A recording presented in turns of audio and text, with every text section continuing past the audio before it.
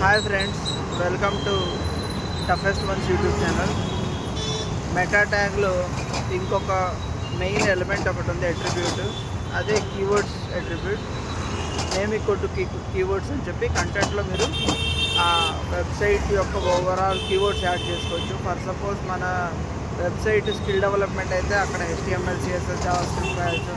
మన website e-commerce అయితే like products, items like clothes, like deodorants, ఇవన్నీ పెట్టచ్చు. సో దట్ SEOకి హెల్ప్ అవుతుంది.